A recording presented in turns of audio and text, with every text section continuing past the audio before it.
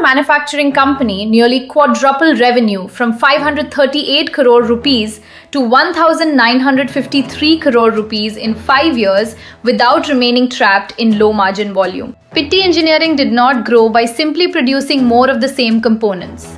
It changed the role it played inside its customers' businesses. It moved up the value chain, built capacity around complex engineering, and diversified into selected sectors and global markets.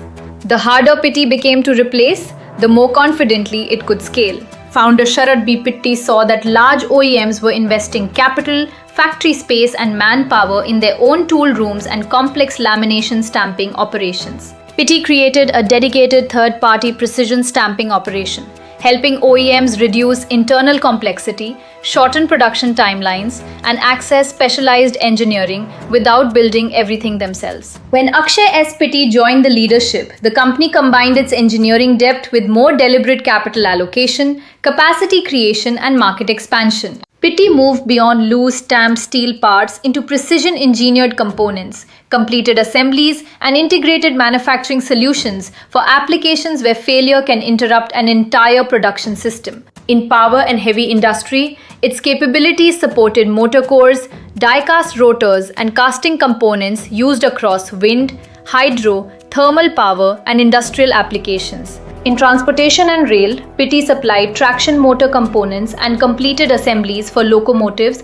metro systems, freight rail, and high-speed transportation networks. In digital infrastructure, it developed custom motor systems and cooling-related generator components for the rapidly expanding requirements of data centers. Strategic acquisitions and additional production capabilities strengthened its regional manufacturing presence, allowing Pitti to serve more applications without returning to the commodity model it was trying to escape. Pitti built its first moat through its own tool room, customized dies, automated machining, casting, welding, and assembly capabilities. Its second moat came from customer-specific engineering, product approvals, supply planning, pricing structures, and long-term production programs. Once Pitti's components and processes became part of an OEM's product design and production system, replacement became expensive, time-consuming, and operationally risky. Revenue rose from 538 crore rupees in FY21 to 1,132 crore rupees in FY23 and 1,953 crore rupees in FY26. These milestones were not produced by one decision. They came from solving 5 connected growth challenges inside the business. Loose stamped components were easy for competing machine shops to manufacture. Customers could compare suppliers mainly on price and repeatedly demand cost reductions. Pitti invested in automated welding, shaft machining, aluminum die casting, and assembly, so it could deliver completed stator-rotor motor assemblies instead of loose stamped sheets. By solving a larger part of the customer's operating problem, Pitti entered bigger global OEM programs and helped revenue rise beyond 1,132 crore rupees by FY23. When customers can easily compare your product with alternatives, price dominates. Escape that pressure by solving a larger, completed problem. Different dimensions, materials, and designs can require separate dies, molds, and production tools. Outsourcing adds cost and delay, while internal development requires upfront capital.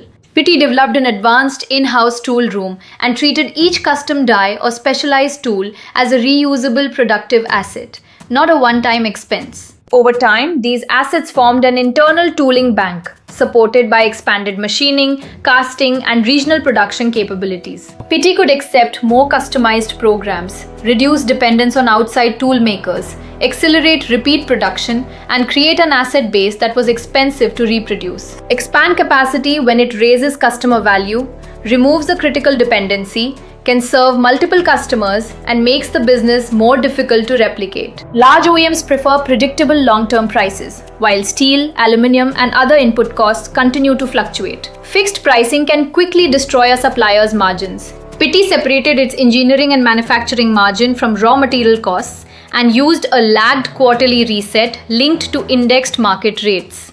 Because Pitti was deeply integrated into product approvals, engineering designs, and production timelines, Replacing it involved far more than changing a purchase order. For long-term contracts, separate controllable value-added margins from volatile inputs and build transparent price adjustment mechanisms into the agreement. Complete assemblies require more steel, shafts, copper, insulation, and cast components, while large OEMs may pay only 60 to 90 days after delivery. PITI combined rolling demand forecasts, high-volume batch manufacturing, and warehouse staging near customer locations. Where contracts allowed, bill and hold arrangements enabled invoicing after production, even when finished goods remained temporarily stored for scheduled delivery. The model reduced reactive manufacturing, supported just-in-time supply, and lowered the risk that rising sales would create an unsustainable working capital burden. Before accepting larger orders, redesign production milestones, inventory ownership, invoicing triggers, payment schedules, and customer-side stocking arrangements. Dependence on one sector or market creates vulnerability, but entering too many sectors and countries at once can spread execution resources dangerously thin. PITI expanded into selected applications where its engineering strengths transferred effectively, including power generation, industrial infrastructure, freight rail, metro systems, and data center cooling. Internationally, it concentrated on the United States and selected European manufacturing markets, building depth with a smaller number of major industrial customers. Sector diversification created multiple demand engines, geographic focus protected execution, and exports reached approximately 27% of sales. Global scale does not require being everywhere. Enter markets where existing capabilities create an advantage. Then build depth before adding more sectors or geographies.